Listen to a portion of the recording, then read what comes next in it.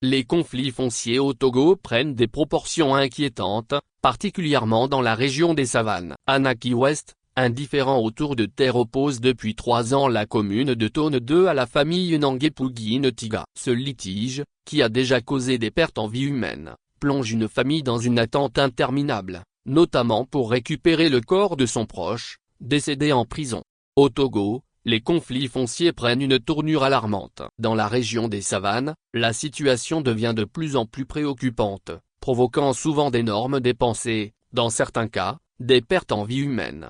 Ces querelles autour de terre, devenues monnaie courante, plongent parfois des familles dans des drames interminables. À Naki Ouest, dans la préfecture de Tone, un conflit opposant la commune de Tone 2 à la succession Nangepugi-Ntiga a tourné au drame. Depuis 3 ans, le corps de feu Diogue Tigli, 25 ans, père de 2 enfants, attend désespérément une sépulture. Les faits remontent au 11 août 2021, lorsque Tigadam Donin et Nangepugi Pakidam sont convoqués à la brigade de recherche de Daparan pour le 13 août 2021. Le défunt accompagne ses 2 frères pour cette convocation. À l'issue de l'audition, concernant un litige foncier les opposant à la mairie de Tone 2, ils sont placés en garde à vue, puis déférés 3 jours plus tard à la prison civile de Daparan.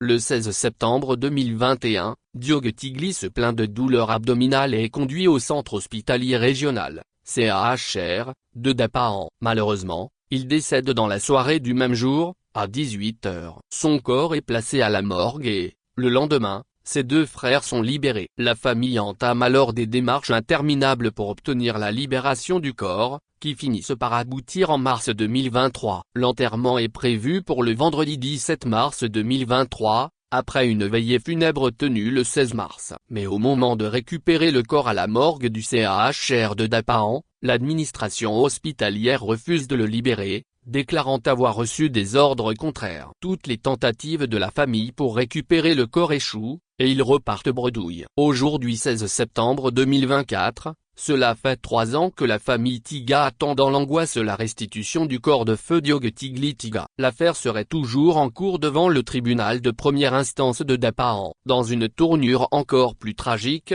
la mère du défunt, Jacobi Gabina, âgée de 60 ans et mère de 9 enfants, a également été arrêtée. Convoquée par la brigade de gendarmerie de Naki Ouest le vendredi 13 septembre 2024, elle a été placée en garde à vue, puis déférée l'après-midi même à la prison civile de Daparan.